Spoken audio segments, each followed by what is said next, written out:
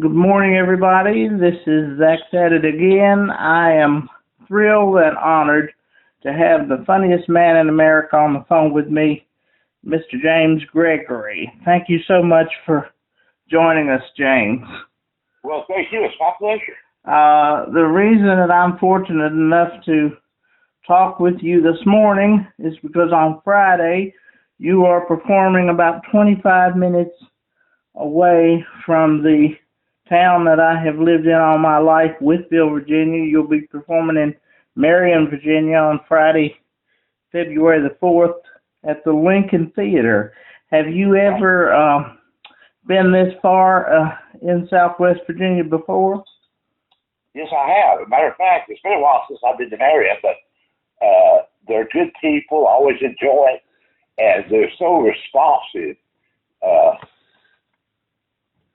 when they find out that a comedy show is coming to town. Yes, indeed. Have you ever been to Whitfield?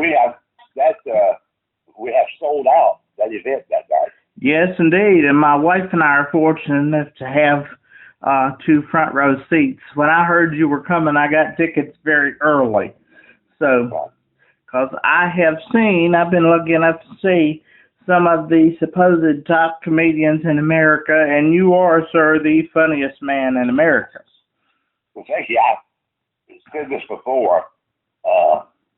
This thing about the funniest man in America, it's not really that big a deal because I've been doing this so long. And when I started, America was just 13 states. Yes, indeed. Well, the first thing I want to talk about is my name. My name is Zach Cooley, and it's a somewhat a matter of record, I believe, that you do not like the name Zach. Can you explain why you do not? I have made a joke about that. Yeah. I said that if it's Zach, it's Z-A-C-H, you know? That's right. And I'm so uneducated. It should be Z-A-C-K. Yeah. Well, I tell you, it doesn't matter how you spell it. Z-A-C-H, Z-A-C-K. On Facebook, you can have the name printed out in front of them, and if they want to spell it wrong, they're still going to spell it wrong. That's right. It doesn't matter how you spell it. But my last name is Cooley, and I'm a newspaper writer, and you were acquainted a long time ago with another man named Cooley, Billy Joe Cooley, exactly right. from Georgia, and he was another writer. He was the one who gave you the title. Is that right? Right. All this kind of started by accident as far as the funniest man in America. Uh-huh. And this is a long, long time ago.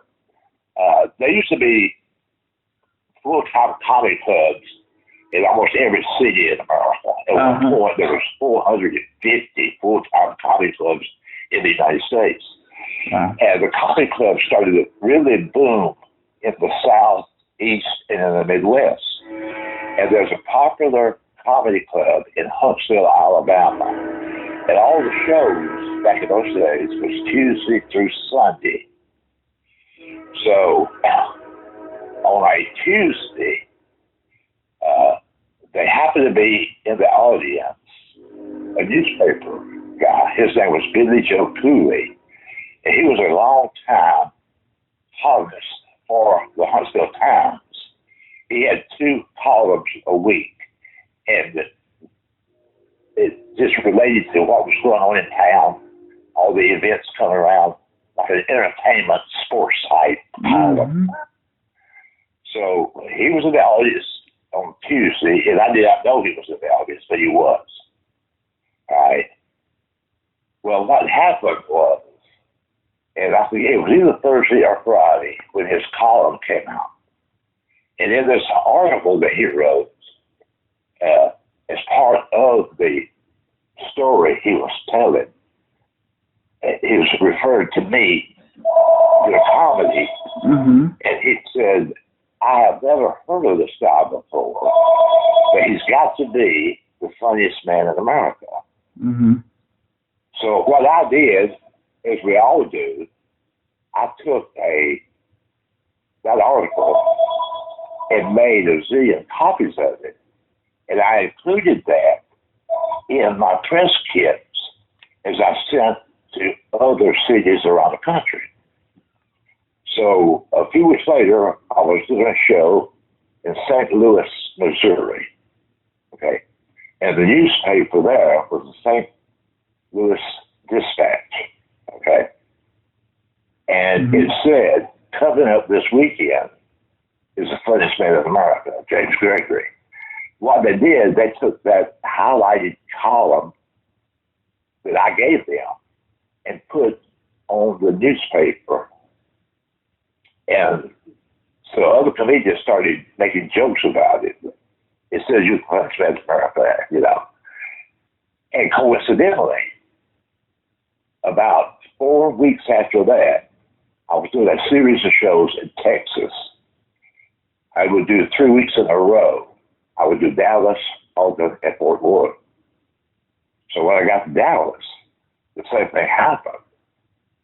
And the newspaper people printed that little one line, "The funniest man in America." And the club owner at that time, he promoted the show as the funniest man in America. So when that happened, it was Huntsville, St. Louis, and Texas. I said, "You know what? Maybe I got something here. Maybe I will start just using that as a tag in my promo and my advertising." And that is exactly how all that started. It's really by accident. Well, whether this... It just caught on. When I tweeted that little article, it was a brief article, and I've done that many times before. We all do this. Keep in mind now, this was back in 1985 or something. The year I was born, yes, sir. And there was no such thing as the internet. There was no such thing as emails and things like that. So everything was done by mail. So you would mail out your press your press releases. Sure. And that's what happened. So they would take the press kit and they would take parts of that in these locations, use that as an advertisement to the show. So it kind of started accidental because Billy Joe Cooley was in the audience when I was doing a show in Huntsville, Alabama, and his name was Billy Joe Cooley. And for a lot of years, I used to have a holiday party at my home every year. And we did that for 20 years. And I would invite him to the party. And sometimes there would be like 100, 150 people here, you know. And he had a big kick out of the fact that I would introduce him. I said, "This is the guy who called me the funniest man in America," you know. So he was a great guy, and he was a big fan. So if you hear the expression, "funniest man in America," don't blame me. Blame Billy Joe Cooley. Well, how I wish I had been that Cooley, and I hope I would write a good enough article to be invited to a Christmas party of yours some other time in the future. So. Yeah, I quit doing those. I did it 20 years though. Yeah. Yeah. But I've had the privilege of meeting you a couple of times at Mayberry Days, and you've always been very, very kind. In fact, living in Withville, Virginia, have you ever been to Withville? I haven't in the city, but I have seen that sign along the highway. You will pass through it on your way to Marion, and if you want to stop in Withville, I'm right off exit 70. I'll get us a bucket of chicken. Because I'm like you, I like the chicken drumsticks. Oh yeah, me too. And if they don't have the drumsticks, I don't order anything. I need my chicken legs. Yeah. Well, I like this with fried drumsticks and hot sauce. Is that right? Well, a lot of people love, they love hot wings. Yeah. And I love I kind of, I said, I don't particularly like the hot wings. I like the hot legs. Right.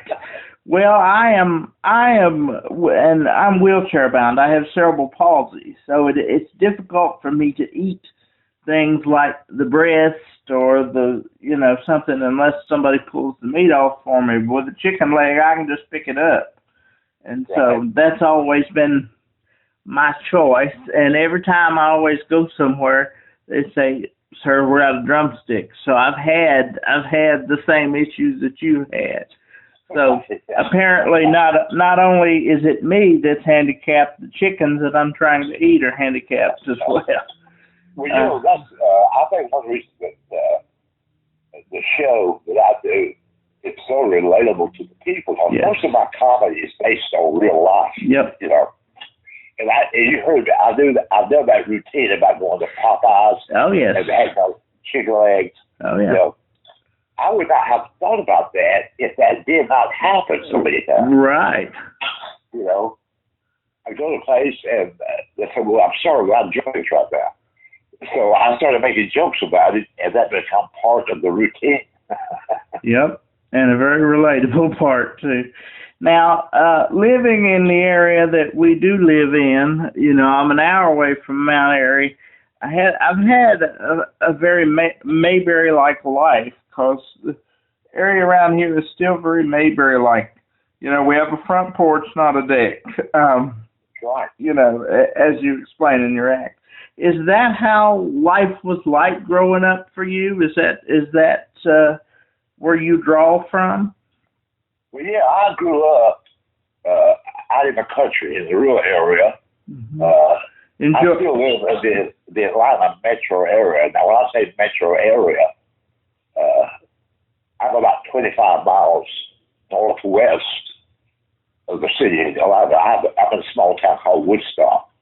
Okay. But I was born and raised in a small town called Lithonia, which was I-20 East.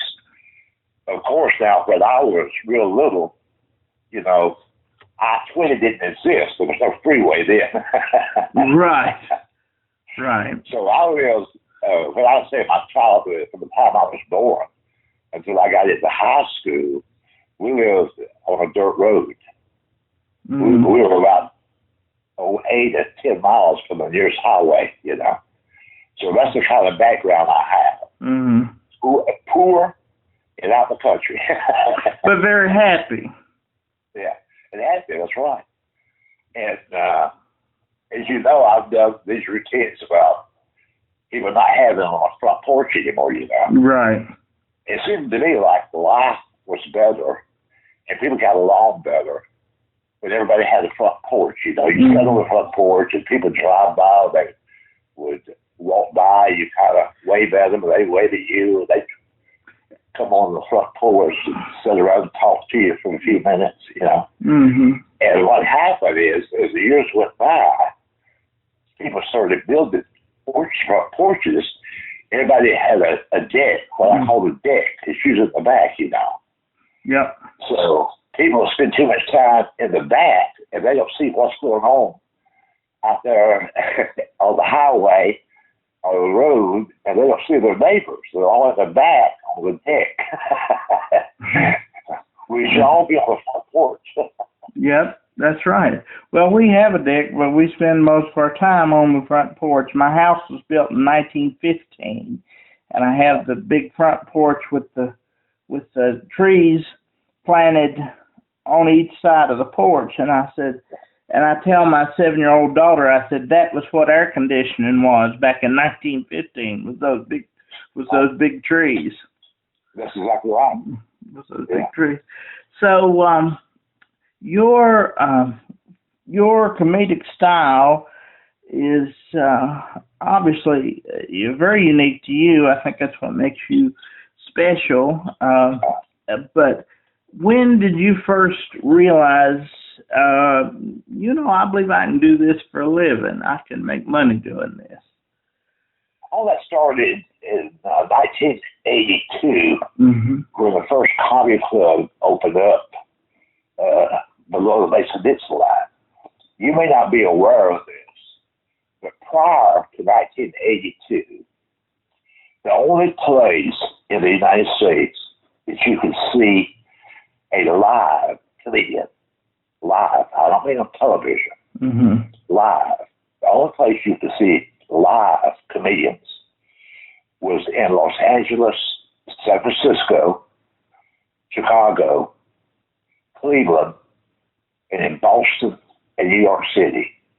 There was no such thing as seeing live comedians like in the Midwest or the Southeast. It did not exist. So Comedy Club opened up in 1982.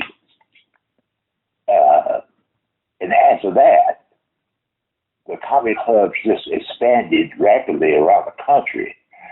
But in 1982, I lived in that area. And as I mentioned earlier, all the clubs were Tuesday through Sunday. And Tuesday was what they call open mic night or amateur night. And me and two of my friends would go there every Tuesday, not to be on the show, but just to watch the show. And I had friends who always thought I was funny, and they kept daring me to go on stage on amateur night.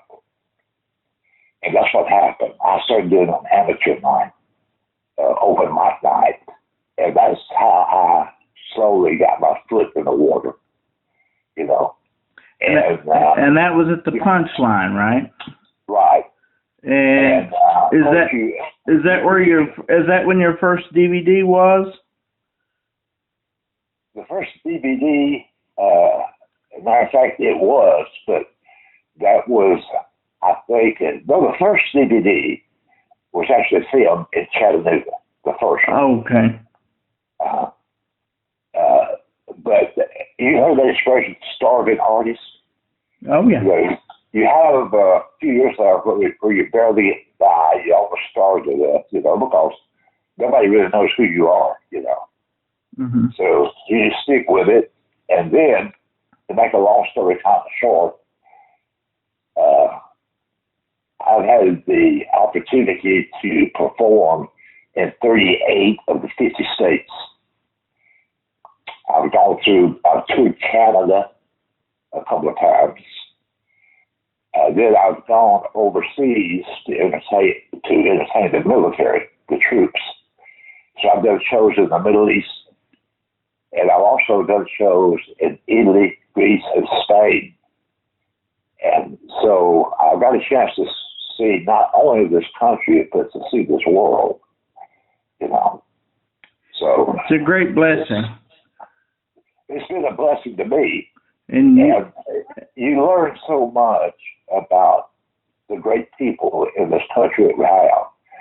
And what's interesting is, you know, I don't change my show based on where I'm at. In other words, if I do a show in Oklahoma, I'll do the same show that I did in Alabama.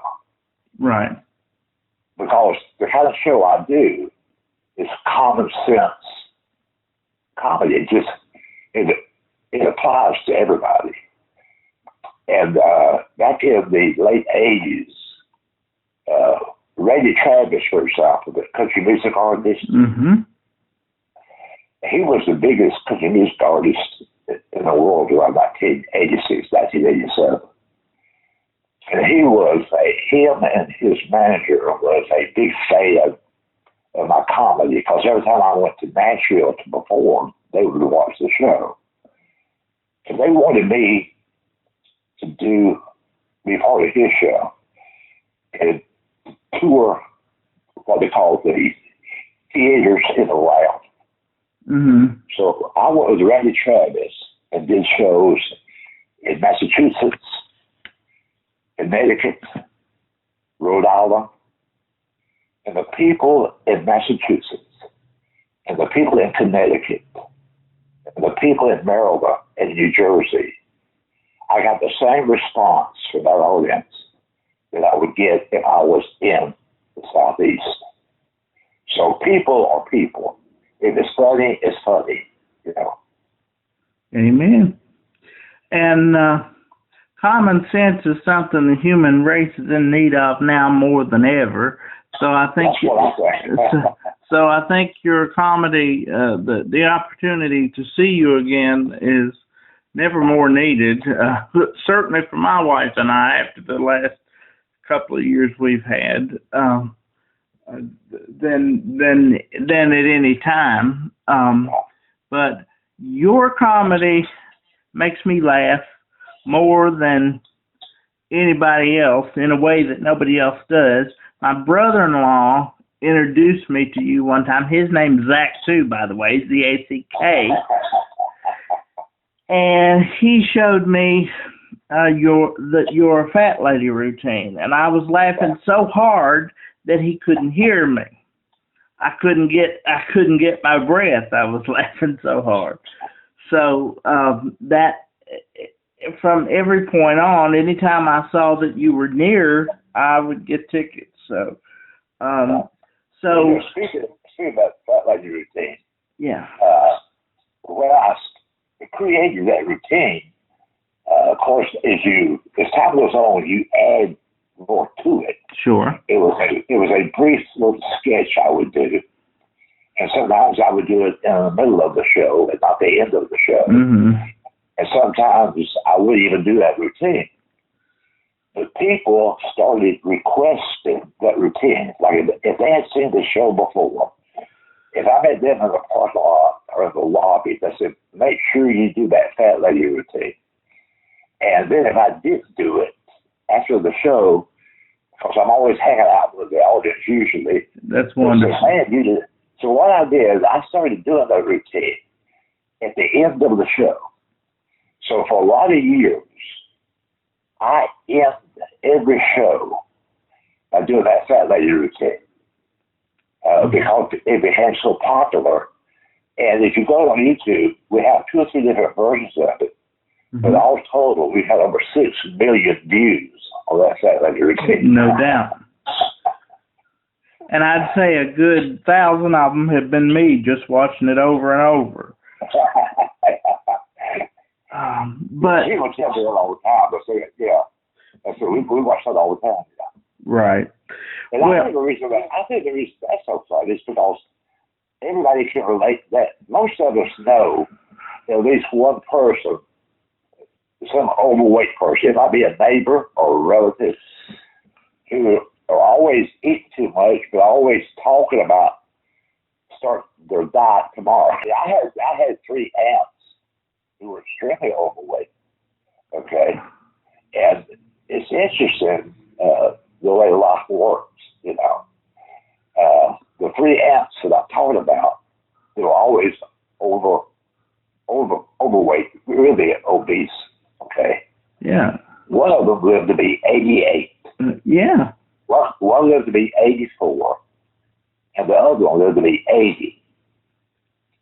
And keep in mind now, when they were born, life expectancy was just 65. Right. So they ate anything they wanted to eat, and they still lived to be in their 80s, you know. So this thing that we have going on today about can't eat this, can't eat that, stay away from this, stay away from that, I just wonder about that sometimes. Sure. Well, that's what I wanted to let you know. My name may be Zach, but I don't spray my butter. I eat real butter. I eat fried chicken, and I gave my parents a grandchild. So there you are. And I still drink real milk, whole milk. Whole milk. I won't drink it unless it's whole. That's right. Yeah. Yep. That's me. Of comedians, you know, there are so many people who that you make laugh like nobody else does. What were there comedians when you were coming up that you looked up to, or what comedian makes you laugh like you make other people laugh? Well, first of all, we looked up to. I had always been a fan of any type of comedy, especially comedians. Mm-hmm. But when I was a young man, like in high school or college or something, sure, I never thought that I would be a comedian. It's not I had an idea. So I didn't admire comedians because I wanted to be like them. Right. As I mentioned earlier in the conversation, me being in the comedy, I kind of stumbled into it. Right. But to answer your question, see, when I was growing up in grammar school and high school, the comedians that you would see on television were like Red Skelton, Jack Benny, and people like that. Sure. And there was a show on every Sunday, the Ed Sullivan Show. Mm-hmm. And he had at least one comedian on the show every time. And that's where you got to see comedians like, it might be Alan King, Jack Carter, Jan Murray, even Woody Allen was a very young guy. He would be on the show. So we would watch the Ed Sullivan Show until the comedian came on. And when the comedian was over with, my dad would change the channel. My dad loved comedy. Yeah. So we just watched the show just to see the comedians, you know. Yeah. And Alan King was a very funny man. I think very absolutely. Very under. And everybody knows about Rodney Dangerfield always made me laugh. Sure. Did you like Bob Newhart? Oh, I love Bob Newhart. I saw him once in Knoxville, Tennessee, and that was a real thrill. Well, see, a lot of people, some of these people who became famous, right? Based on your age, you kind of think that they think about those people because they saw them doing a sitcom on television. Oh no, but Bob before Bob Newhart got on television doing a sitcom, he was a stand-up comedian. Yes, the Button Down Mind album was the only one to win a Grammy for Album of the Year. The only comedy album that's ever done that. He beat out Frank Sinatra. Right. That was so amazing. Yeah. It was the number one record in the country, including somebody like Frank Sinatra, you know. That's never been done since. And you see these other comedians who went on to be big stars. Right. Tim Allen, who did Home Improvement, you know. Right. Well, see, I first met Tim Allen when he was working the comedy clubs for $600 a week. Yeah. You know. And Ray Romano. Oh, yeah. Everybody loves Raymond. Mm-hmm. He was a stand-up comedian. He toured the comedy clubs for a lot of years. And the same thing with Jerry Seinfeld. A lot of people don't know this, but Jerry Seinfeld, he would do a comedy clubs around the country. He performed in not just Atlanta, Georgia, but he performed in Nashville, Tennessee. He performed in Lexington, Kentucky. You know, that's before anybody knew who he was. So these people that you see on television and you be fans, keep in mind that they started their career doing strictly stand-up comedian. Right. That's what they can do. Yeah. Now, you talk about these comedians that are out today. I'm not really that big a fan of most of them, but Bob, I was a real big fan, but that was because Button Down Mind made me laugh more than the Bob Newhart show made me laugh, you know. Well, one of the greatest comedians in the world right now has been for years. He's originally from North Carolina. His name is Brian Regan. Do you know who Brian Regan is? Yes, I do, and I believe if I've done my homework right, you credit him as the second funniest man in America.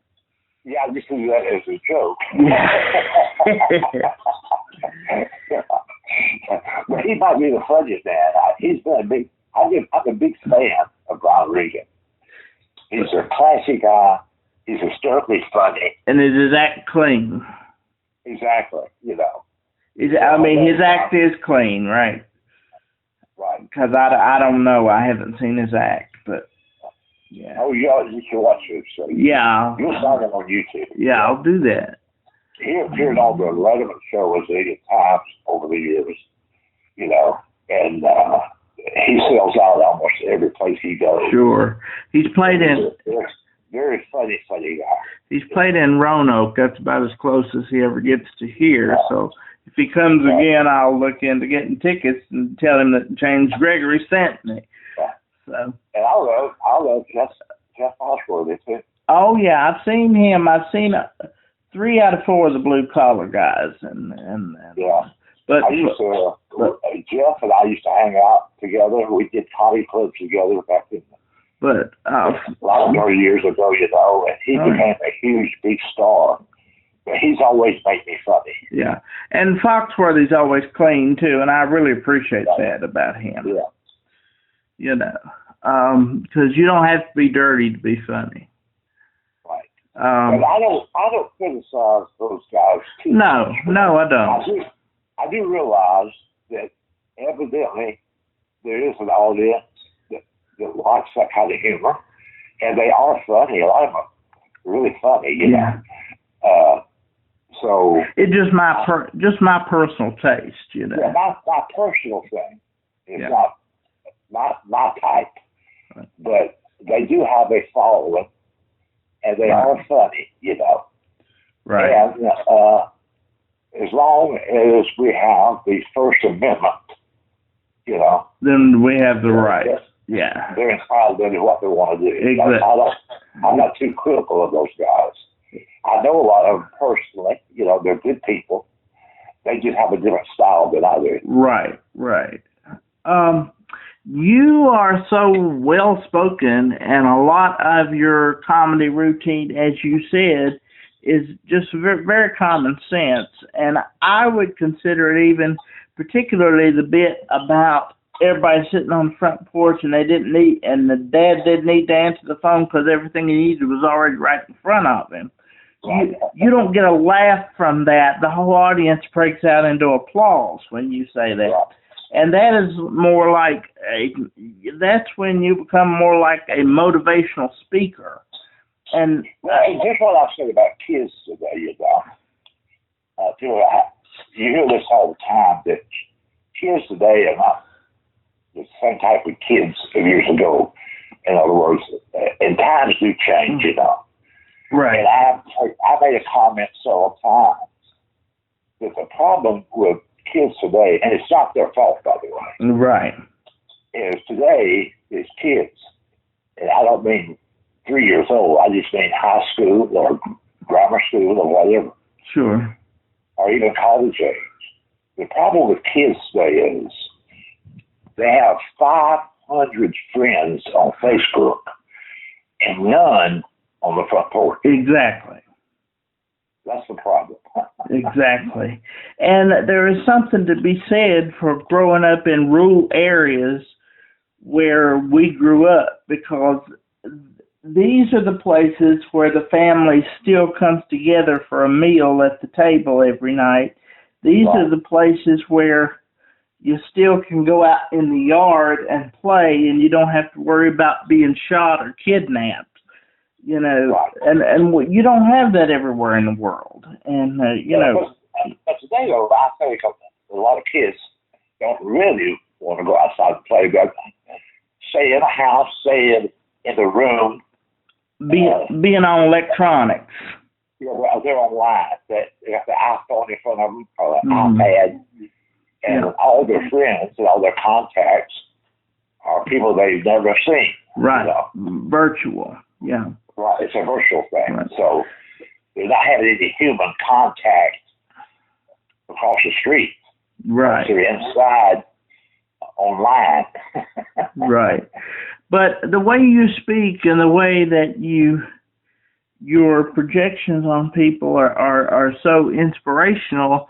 Have you ever considered putting your entire routine and the things that you say, and I say this because I'm a writer and I love books, have you ever considered writing a memoir or doing a book of some kind? Yeah, people have asked me about that over the years. Should I do a book, or I ought to do a book, you know? And I thought about it, but I never got around to doing it, you know? Mm-hmm. I think if I wrote a book, it wouldn't be a book that would be just funny. Mm-hmm. I think it would just be a book about my travels and the type of people that I had met over the years, and some of those legendary artists that I met. You know, you meet a lot of famous people sometimes just for a moment or two, and then maybe a half a dozen where you become friends with them, you know. And I think that would be a very interesting book, by the way. And then you realize some of those artists. I'm a big country music fan, for example, you know. Mm-hmm. And a few years ago, I was doing a show at a comedy club in Nashville. Mm-hmm. It's called Zanies. It's a legendary place. I've been going there every 6 months for the past 38 years. I started going there in 1984. And in the green room, I'll give you an example of who in the green room, you know, just hanging out. Sure. Sorry, was Kenny Chesney, Brad Paisley, George Jones and his wife, Bobby Bear, Jan Howard, and they were all there to see a comedy show. You know, it's interesting about how life is. People kind of wish they could do what somebody else is doing. I've always wished that I could play the piano, and I've always wished that I could sing. You know what I mean? Me too. I can't, but I wish I could. I can't either, but I would give anything to be able to. But then you start meeting some of these people who do that, and it's kind of reverse to them. I first met Kenny Chesney before he became as famous as he is. Mm-hmm. You know? And he would say things like that. He said, "Man, I wish I could be something like that." You know. So it's kind of interesting how life is. Mm-hmm. How it comes full circle, and God gives us the talents He gives us for a reason. So. Right. You know. So it's all in that same category of entertainment. People still love to be entertained. You know, whether you go see a country music artist or any type of musical act, whether it be Bruce Springsteen or whether it be Mick Jagger, Rolling Stones, or whether it be a Kenny Chesney, or whether you go see a concert with Jerry Seinfeld or Jay Leno, what you're doing, you want an hour and a half or 2 hours to escape everyday life. Exactly. Just to enjoy yourself and laugh a lot and have a good time. Yes. For that couple of hours. That's what entertainment is for, you know. And you definitely do that for countless people every day. But you are not married, correct? No. And But I got a zillion of nieces and nephews, and now they have kids. You know, the Gregory family, we breed like rabbits. All right. Well, that leads into my next question, because your message, the message of your comedy, and the generation that you speak of is so vastly leaving us. Who would you pass your legacy on to? And you have many nieces and nephews that you can pass that on to. I would imagine you're the favorite uncle. Well, I hope I am. But, you know, I treat my nieces and their kids as if they're my children. Right. And do you have any of them that are funny like you? Sometimes I think it's funnier than me. But I was, once my sister passed away about 3 years ago, we do all the holiday events like Thanksgiving and Christmas in my niece's house, okay? Right. And this Christmas, for example, there were 26 people there for Christmas. Thanksgiving, there was 24 people, you know. So that's a big family. Right. And a few friends thrown in. And I would hope that these people appreciate the Mayberry way of life, the style that you project. Oh yeah, absolutely. There you go. I'm so proud of my 3 nieces and the kids they raised. You know, somebody asked me one time about. I'm always bragging about my nephews and nieces. You know. Sure. I said, well, I can tell you this. They all call me sir. Wow. And here's what I mean by that. And this comes from one generation to the other, you know. Sure. If you were talking to one of my nieces or nephews, and even their children, so they have little children, they would refer to you as sir. Yes, sir. No, sir. Thank you, sir. You know, you don't see that expression too much in today's world, you know. But they're very respectful to adults. Everything is sir and ma'am, you know. And they do little things, for example, like my niece, my oldest niece, she had two boys, and when they were in the 15, 16 years old, they adopted another kid. Okay, his name is Chance. Okay. Mm-hmm. Well, the two oldest kids, Donnie and Stanley, they got married and now they got kids. Okay. But the point I'm making is, at mealtime, at dinner time, okay, you are not allowed to bring your cell phone to the dinner table. Yes, sir. And you're not allowed to go eat in another room with the television. No. It's a family thing. Yes. Like today, if you go out to a restaurant today, for example, it's kind of sad if you see it, take a good look at it. It might be a family, might be a mom and a dad and two kids. The kids might be 12 and 15, okay? And all four of them have this little iPhone in their hand. And they are looking at that as much as they're talking to each other, even in a restaurant, you know. And I have this habit that I've had. I will not take my phone into a restaurant. Right. I leave the phone in the car. I don't either, mostly, yeah. If I meet somebody for lunch, or I'm on the road a lot, I'm used to traveling with another comedian. When we stop to eat, I'll leave the phone in the car because I don't want to get to the point where the phone in my hand is more important than the human being sitting in front of me. Amen. I'd rather talk to a live human being, whether it be a friend or a relative or a neighbor. I'd rather enjoy their conversation than have this little electronic gadget in my hand. Because these electronic gadgets, they're going to be here till the end of time in some form. Once that human being is gone, it's gone. Right. Now, I'm glad we have that technology. I love my iPhone. I love my iPad. And this modern technology has been a big boom for society. Everything is. But there are 2 or 3 negative sides. Mm-hmm.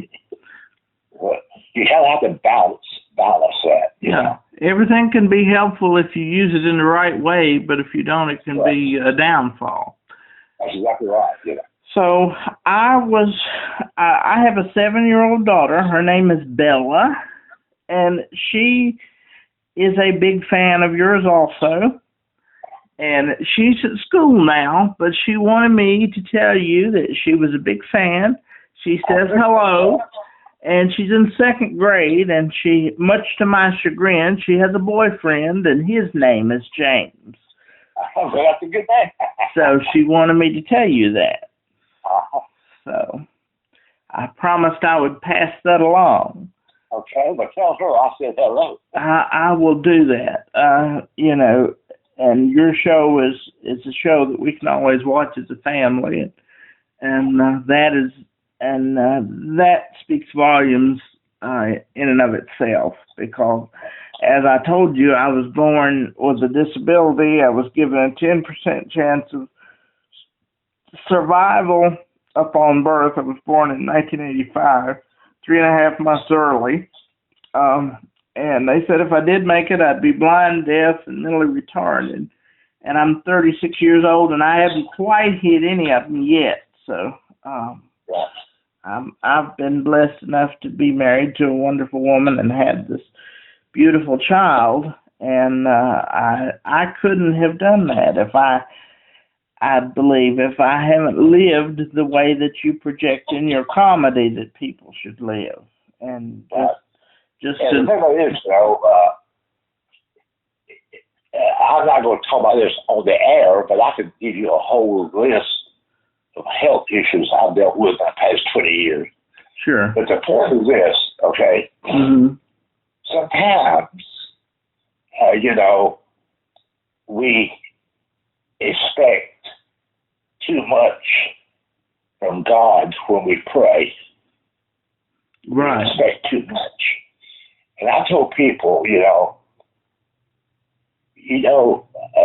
all you need is a short prayer. You don't have to talk to God all day long. But when you do pray, the only thing you need to ask for is one more day. That's not philosophy. Dear Lord, sweet Jesus, please give me one more day. Mm-hmm. So if I can wake up in the morning and I'm alive and still breathing, then that is the blessing, and the only blessing I really need. I can handle the rest of it. Amen. Amen. Just being above ground, knowing that you can go see your family, knowing that you can go meet a friend for lunch, So if I could just have one more day, I do the same prayer every night. Give me one more day, and sure enough, I'm here this morning, So that alone is the blessing. That's the blessing, Happy Sunday, everybody. This is Zach Said It Again. I'm your host, Zach Cooley, and this is the podcast of the year, ladies and gentlemen. We had him last year. He came back to talk to me again this year. James, thank you so much. Mr. James Gregory, the funniest man in America, is on the phone with me. Thank you so much, James, for doing this for me. And thank you. I appreciate your time and your effort. It's always a pleasure speaking with you. Oh, it's my pleasure. It's my pleasure to know you and to say that I have your number in my phone, and I don't call you, but I tell people I am personal friends with the funniest man in America. So. Yeah, I will tell you that your listeners will let them know that even though we're friends, you still won't co-sign. That's right. That's right. Yes, indeed. So you've had to cancel some dates this year. We've been worried about you, been praying for you. So how are you feeling? Oh, I'm real good. I'm out and about and moving, and also, sometimes I'm moving a little slow, but still moving. That's right. That's right. And you are moving on February 3rd, Marion, Virginia, which is 25 miles from my hometown where you're talking to me right now. And it's on a Thursday. Oh, that's third. I had the wrong date. What's the date? February the 3rd. I had the date, but it is on a Thursday night. Okay. Wow. All right. At the Lincoln Theater.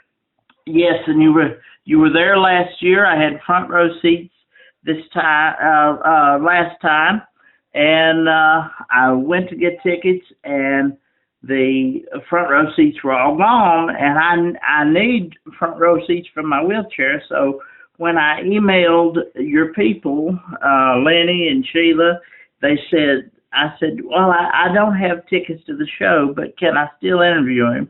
And that your people were so nice. They said, oh, no, we can't have that. We'll get you some tickets. So they've got me in the front row and off to the side. So that sounds good. I look forward to seeing you. Yeah, so I will be there with my family, and I'm so glad to see that you've come back to Marion. Obviously that the Southwest Virginia region has been very receptive to your shows. Are you going to make this an annual trip? I hope we do. Yes, I do, because there's so many cities around the country, especially in the Southeast, that I go to on an annual basis. Right. I'd love to go to Maryland and watch you here. Yeah. Well, that would certainly be great for us, great for our community. I know it's something that we're very much looking forward to. Has the time off gave you any chance to get some new material, or are we just going with some of our old fan favorites? Well, this is very interesting that you asked me that question, okay? All right. And here's why. Mm-hmm. And I always get a kind of a kick out of this type question, okay? Okay.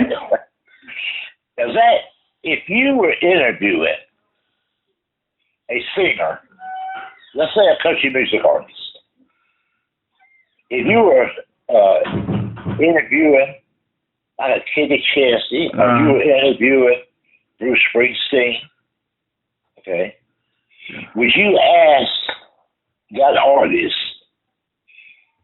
are you going to sing any old songs, or you got any new songs? Well, you know what? I knew that's what you were going to say. Well, you know what? I'm a writer, and I plan ahead. So you know, I probably would be one of those to do that. Yeah. Now, the answer to your question is this, okay? Yeah. First of all, there's always a lot of old stuff, and then there's some new stuff mixed in with it. Right. But keep in mind now that the people who will see me on February the 3rd are not exactly every single person that was at the show the last time. That's true. The way the percentages work is the overwhelming percentage of the audience will be there for the first time, and some of the people, they've seen the show before.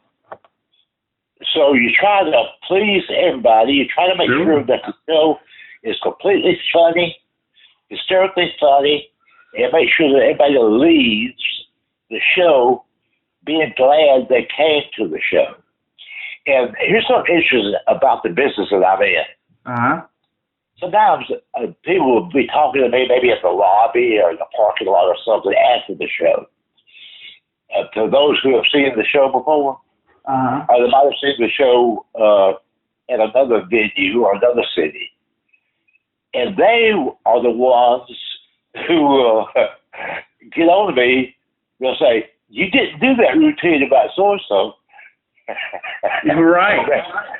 They will complain because I didn't do one of the old routines. Yep. They have well, you're like a rock star. You have a list of greatest hits, and they expect those hits to come off. Right. Exactly. And also you have always traveled with great opening acts. Dan McGinney was with you last year. Is that his name? Yes, he was. Will he be returning with you this time, or do you want to say? I think that I will be with Vinnie Coppola. Okay. That's a new one that I have not seen. So. He's just like, he's kind of like Dan. The guys that I work with, I've known these guys for 20, 25 years. Right. And they are hysterically funny. And if not, they wouldn't be as part of my show. Exactly. Well, for some reason, Jack, it seems like most of them, they're always like Italians. Again, Italian, Vinnie Coppola, Italian. So yeah, that does seem to be the flavor of the day, if you will. I'm not sure. I hadn't thought about that, but that's a good observation. But they're all. I think it's just coincidental. Right. That the two or three guys that I use as part of my act, part of my routine, are Italian. There was Vinnie Coppola, spaghetti, steaming gold. Yep. Yep. I always tease them. I said, "You're not part of the mafia, are you?" Right. Well, you know, those might be the kind of guys you want to be buddies with. So they have you back anyway. That's right. But they don't know how to order in these truck stop diners. These That's right. These young things. And I think of you every time I go through the line at Bojangles, because I order my specialty. I tell them I don't want wings, I want drumsticks. That's right. Because That's exactly right. as we discussed last time, you know, I'm wheelchair bound, so those drumsticks are handy for me to pick up. I don't have to have somebody debone the chicken for me, you know. So he pulled. I just love chicken. Yeah, I do too, but it's much easier for me to eat it if it's a drumstick. And Right. and so then I pull up in the line, and he said, "Oh, I don't have any wings, but I'm giving you extra breast." And I wanted to say, "Well, I don't have any real cash, but I have this Monopoly money. Can I give you that?" You know. But we can now we can't get. Not only can we not get the chicken legs, we can't get the eggs either. Eggs are like gold now. I wanted to ask you, because being a comedian is so very natural to you, and obviously there is some, you know, as a comedian you have to craft your act. You have to know how to deliver and when to deliver and that sort of thing. But you seem like just somebody that I would just want to sit out on the front porch and eat chicken with, you know.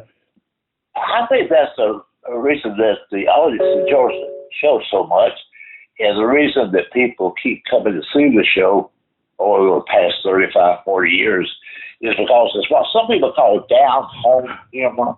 Mm-hmm. It's things that people can relate to. We can relate to it, you know. We all have crazy relatives, and we all have some neighbors we're not too crazy about, you know. Right. Or as you say in the act, the relatives we hope we don't see too often. Yeah. And hanging out on the front porch with your relatives and telling stories. And, yeah. And that's where your stories come from, is your real life, the life you've lived. I think that's why the people enjoy the show. Right. It's because sometimes as I'm performing, I see, you know, the people in the front part of the auditorium, as I'm talking, they're nodding their head. Mm-hmm. You know, which kind of means that they know what I'm talking about. they get exactly what you're talking about. And especially in the South, because, you know, I've lived in Southwest Virginia all my life, and there's a very Mayberry quality to your material, material that you can bring the whole family to see. In fact, when my 8-year-old daughter found out that I had gotten tickets to the show, she said, "Well, they better have given you 3 tickets." And I said, "No, honey, they just gave me 2. And she said, "Well, you better order me a ticket." So guess who's sitting up front with me while her mama has to sit 1 row back? Well, I'm telling everybody, this is a completely family-friendly show. Whether you're 8 years old, 18, or 80. You can come and enjoy the show. Yeah.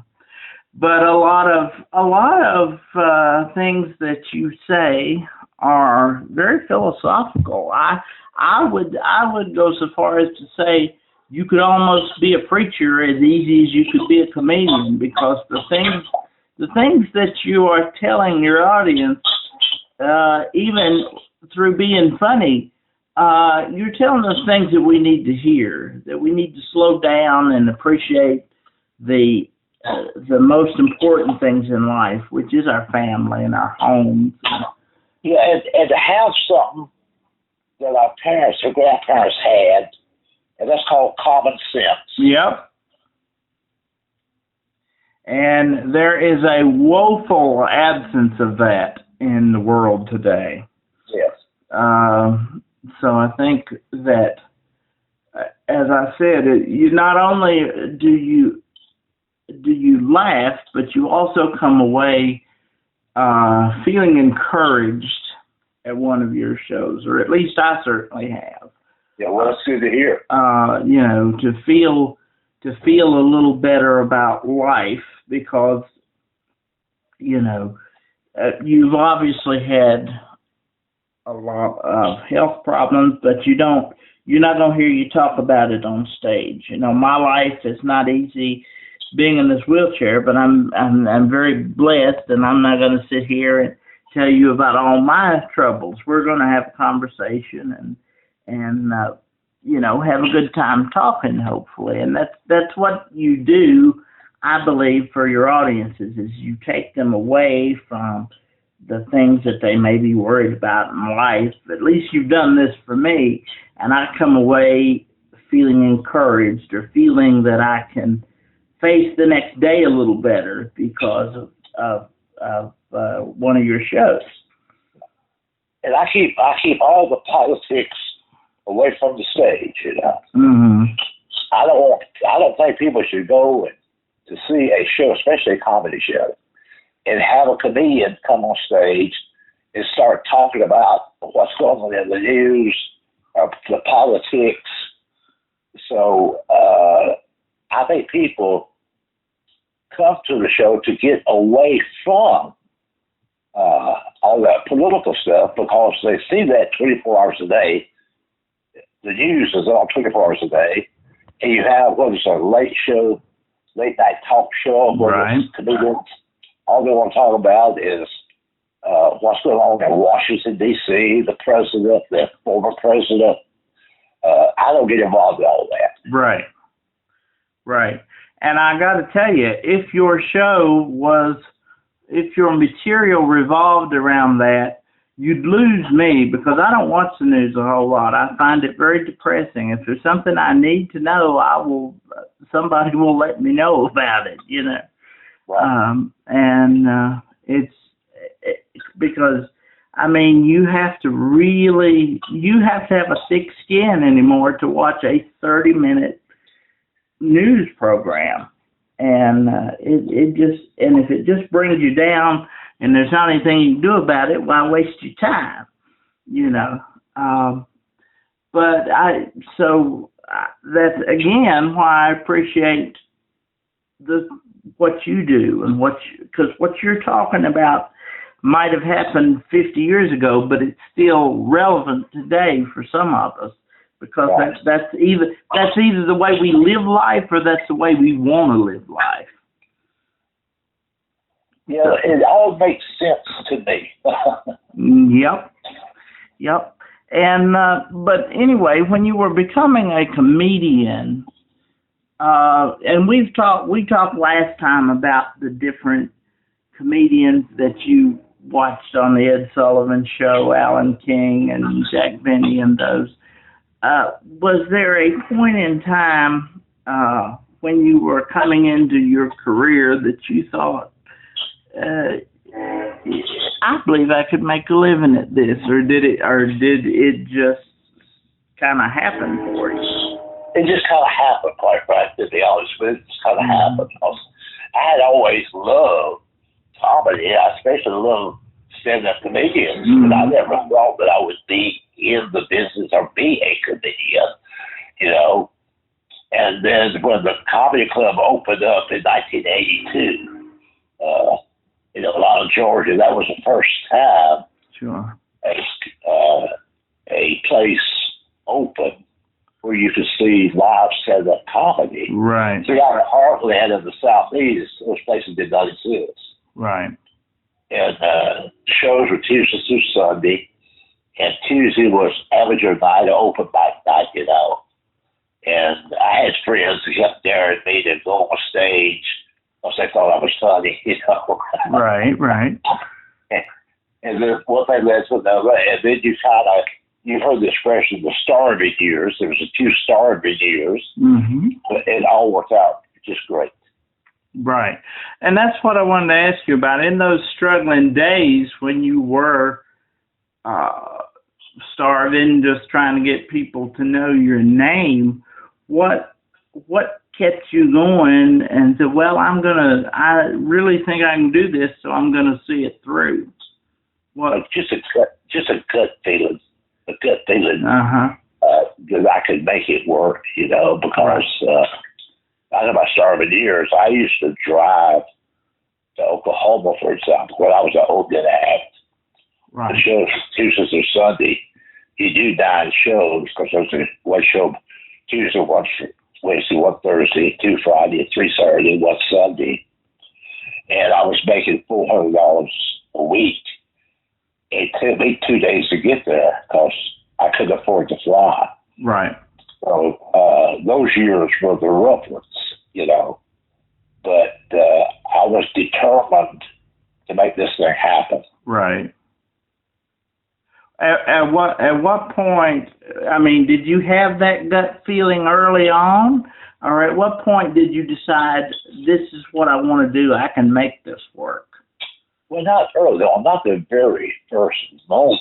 Right. Went on stage. But after being around some comedians and get a chance to host the show there locally, and I would see other comedians who were making lots of money and they were very successful, and they were nice guys, but I didn't think they were any funnier than I am. And I would say, if they could make it, then I could make it. Right, and I would agree. I've been fortunate enough to see a lot of comedy acts and pay a lot of money for a lot of comedy acts, but none are as funny as you. And you're the one that's talking to me on the phone, so that just tickles me to no end. $400 a week. I wish I was making that for doing this article, but but you gotta understand though. What's that? If you're making $400 a week, but your expenses are $250. Well, that's true. That's true. And it takes a few tanks of gas. Absolutely. And then a round trip to Tulsa, Oklahoma, and I couldn't afford a hotel, so I was sleeping in a rest area overnight on the way there and on the way back, And you got to eat, even if you don't eat very well. You got to eat. So by the time the travel expense, and by the time you eat a little bit for 6, 7 days, 8 days, you're not really making $400 a week. Exactly. You're making $150. Exactly. Well, I would take that. I get a whole $12 every week, but I do it because I love to do it, and I get to talk to people like you. So not every job would afford me that opportunity. So I do it, and I do it with pride.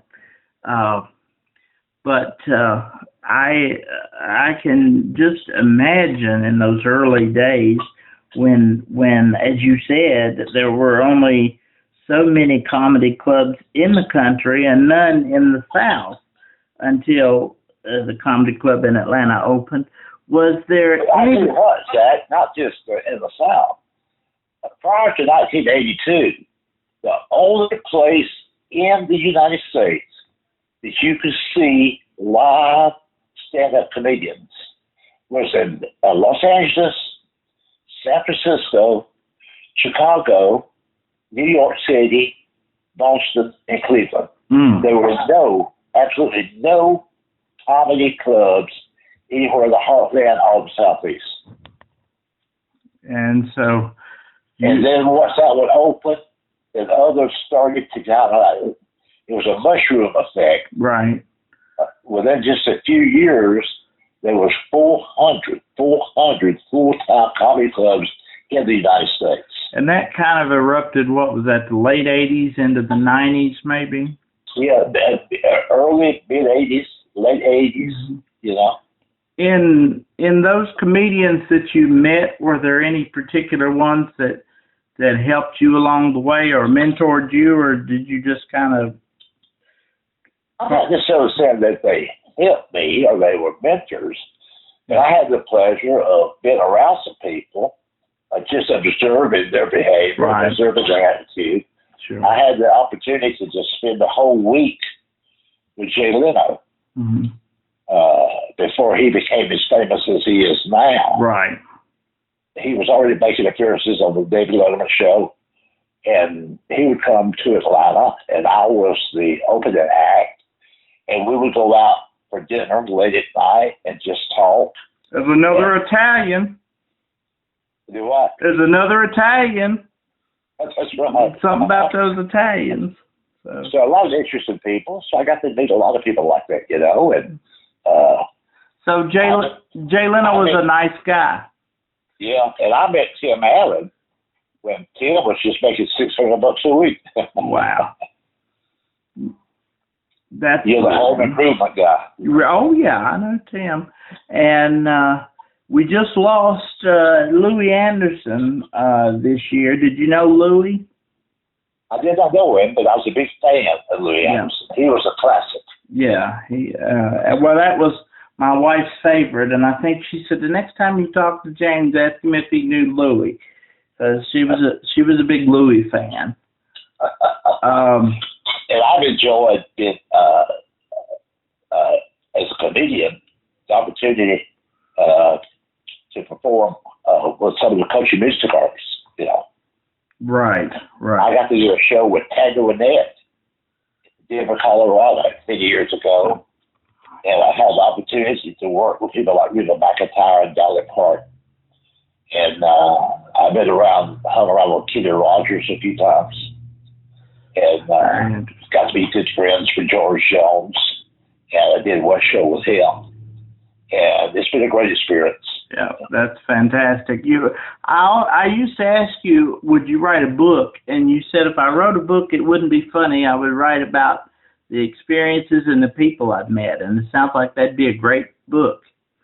Yeah, I keep saying that one of these days I'm going to do it, but I better get with it.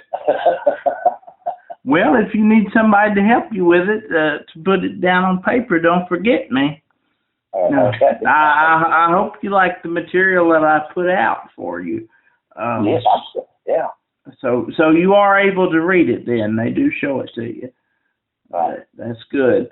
You know, it's interesting to hear that you said Jay Leno was a nice guy, because I've always, you hear different opinion about that he was a nice guy, he was, or he isn't. So it's interesting to hear you say that he was. So that's good. Yeah. And one time when I was in Oklahoma, and I was still the open act, you remember the comedian Stephen Wright? I don't think so. Well, just a big star, especially back in the 80s. Oh, okay. Johnny Carson loved it. And I always did a whole week with Stephen Wright, and Jay Leno was in town because he had a show that night at a theater. And when his show was over with, he came to the comedy club to see Stephen Wright. So me and Jay Leno and Stephen Wright went out to eat. Okay, it was Pete Mesquite Steakhouse. Oh, wow. And I spent the whole evening with Jay Leno in Oklahoma with Stephen Wright. That was a great experience, Sounds like a lot of fun. It's been my experience that most of those people are real nice guys, and I don't have any awful experiences that I can share with you, There's a tiny, tiny percentage of the human race that are not real nice. Right.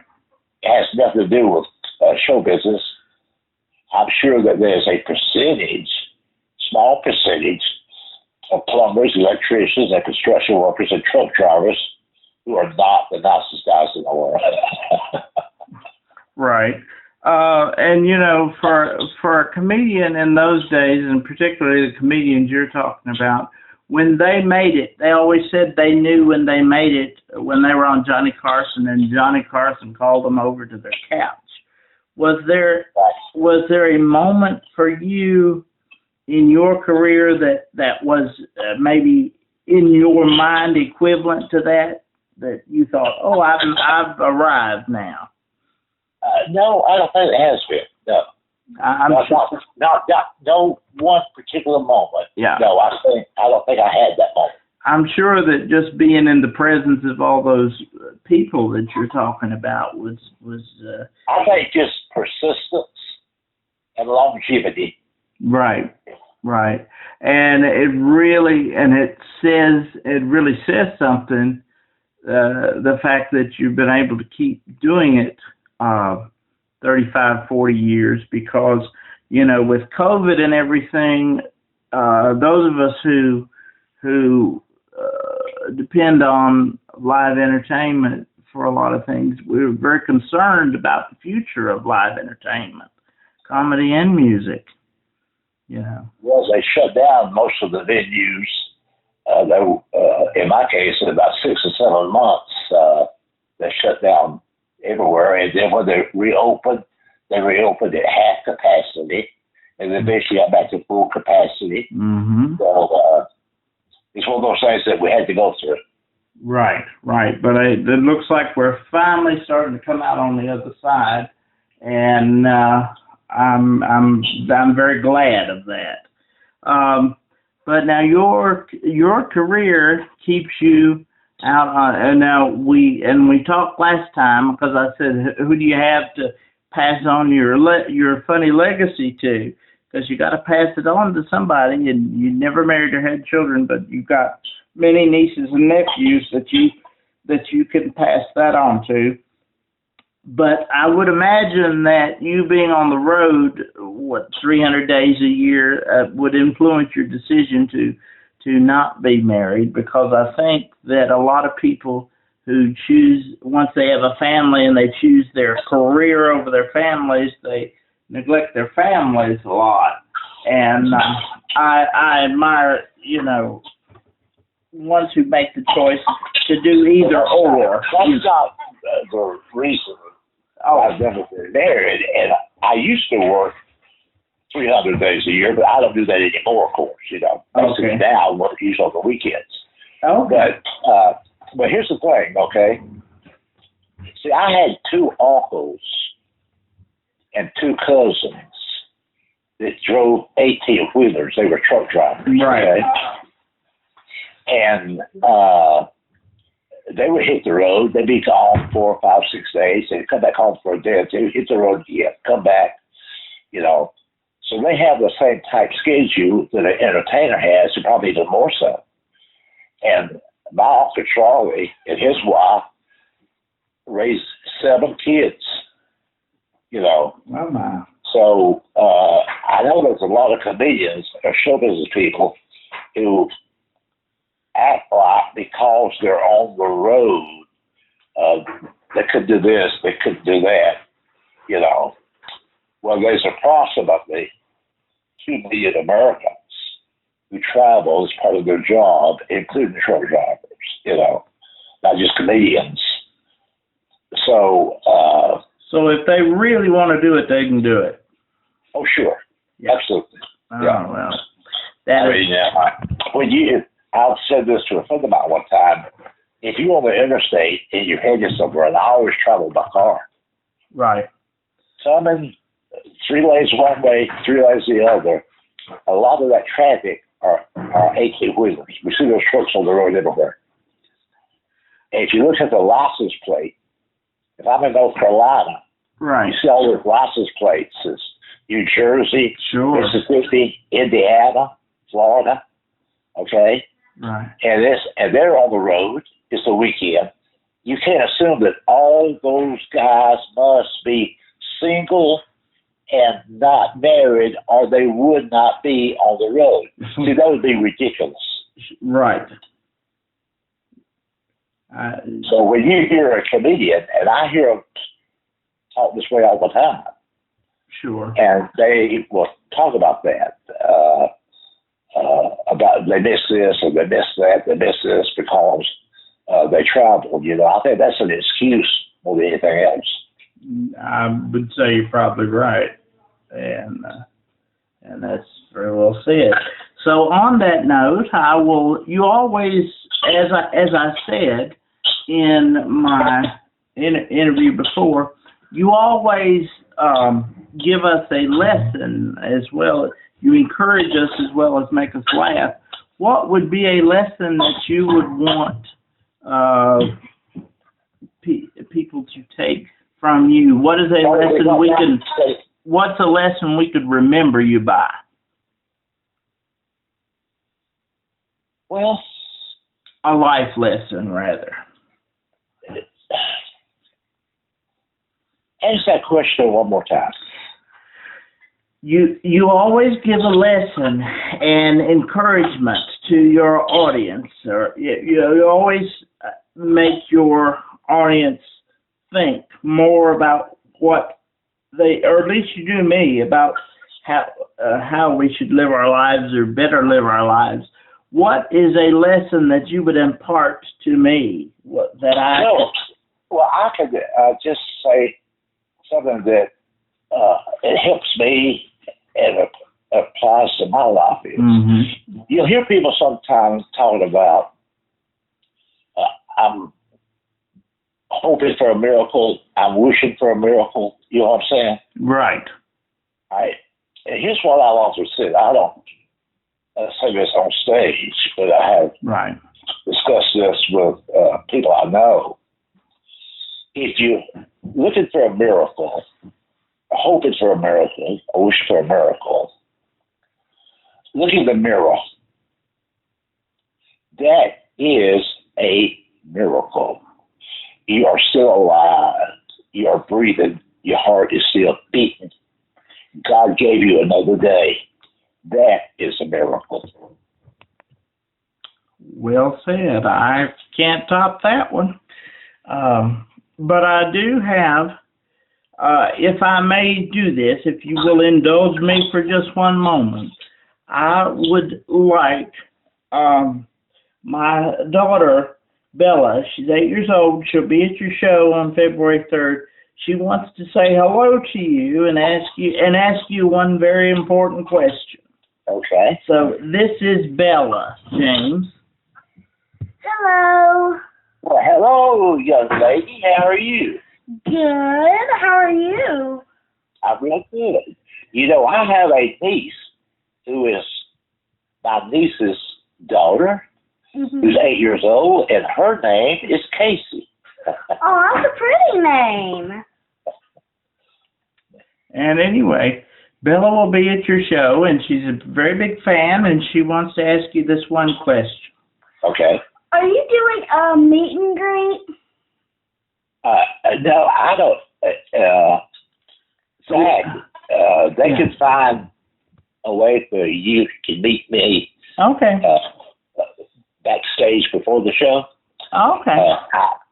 Because of what's going on in COVID-19, and I have all this pre-existing conditions, so I don't hang out with a crowd. Oh, you can't do the fan meetings at the end.